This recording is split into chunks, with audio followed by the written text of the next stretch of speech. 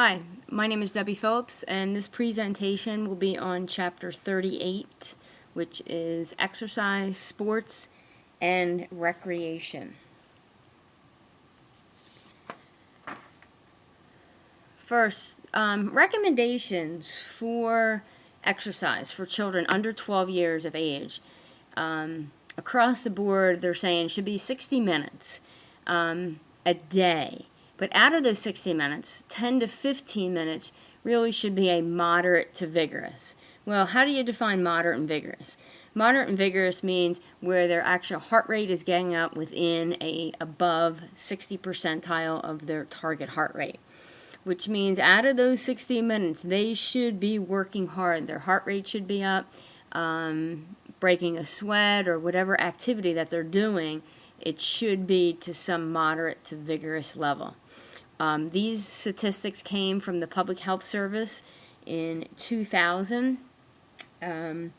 So these, again, are just recommendations for all children exercising. Well, what about children with disabilities? Well, it's a little bit different. Children with disabilities tend to engage in much less activity time. A study was done, and only 39% of children with disabilities were physically active compared to the 64% of their peers without disabilities. This all came from a study from Wilson in 2002. It's a big difference from 39% to 64%.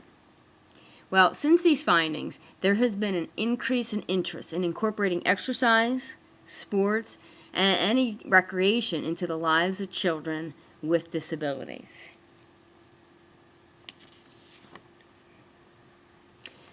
What does recreational activity do? Well, it promotes fitness, builds endurance, improves coordination, and definitely has an impact on anyone's self-esteem, the disabled or the non-disabled. Evidence shows that it maximizes muscle and bone growth. It can improve strength. It increases lean muscle mass, reduces body fat, prevents or reduces symptoms of depression and anxiety. And this is also for the non-disabled and the disabled.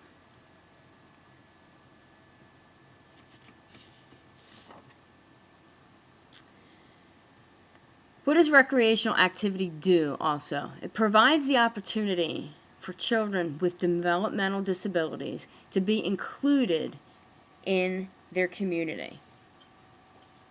It develops social skills, self-esteem, and improves relationships with peers. This is also for the non-disabled and disabled child.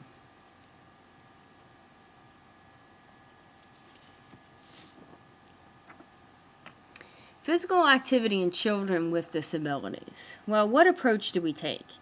You know, many years have gone by where the child was always sidelined. There was limited activity for the child with disabilities. Well, children with disabilities have many different challenges when participating in physical activity. Here's just a couple examples.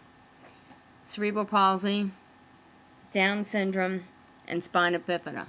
These three all come with challenges of this disabled child getting involved in physical activity. But lack of participation in physical activity may cause more health problems. Two examples are osteoporosis and obesity. So now not only do you have the disability, for example, Down syndrome, but when they're not active, some children become very obese, which then causes even more health problems. So what can we do about this? Well, we can exercise. We can promote exercising. Exercising, particularly aerobic activity, has been shown to aid in weight control. Again, it's going back to that exercising 60 minutes a day, where 15 minutes, 10 to 15 minutes really should be anywhere from moderate to vigorous. But anywhere where we're going to get our heart rate up and move to increase lean muscle mass and decrease body percent fat, that will help with weight control. Exercise can improve self-confidence and offer opportunities for social interaction. Who doesn't feel good when they're doing something well, when they're exercising with a group of friends, when they're winning at a sport, or even just participating in a sport and being successful? With these opportunities, it includes social interaction. Well, you have a choice whether to not interact with your peers or to interact with your peers. Exercise can also help reduce aggression, impulsivity, and self-injurious behaviors in people with intellectual disabilities. It teaches self-control, teaches to apply energy and activity to a sport. So then the focus is off the aggression, the focus is off the impulse behaviors in some of these children.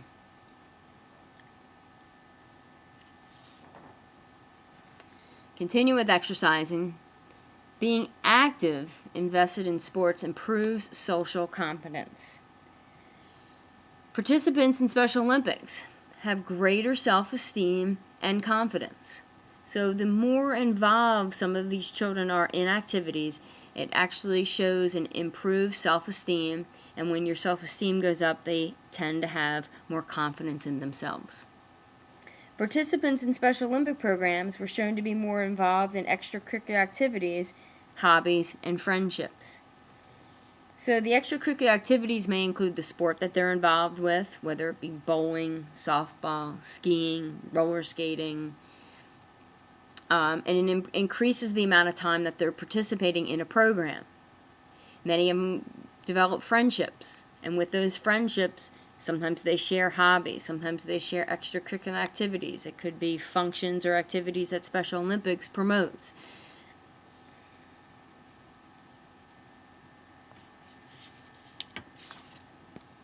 So inclusion of the child with disabilities in exercise and sports programs in schools. Well, where do we go from here?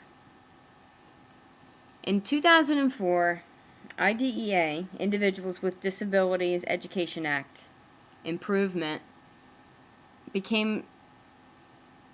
there was an improvement on the Free Appropriate Public Education Act that all students should be incorporated into extracurricular activities for students with disabilities.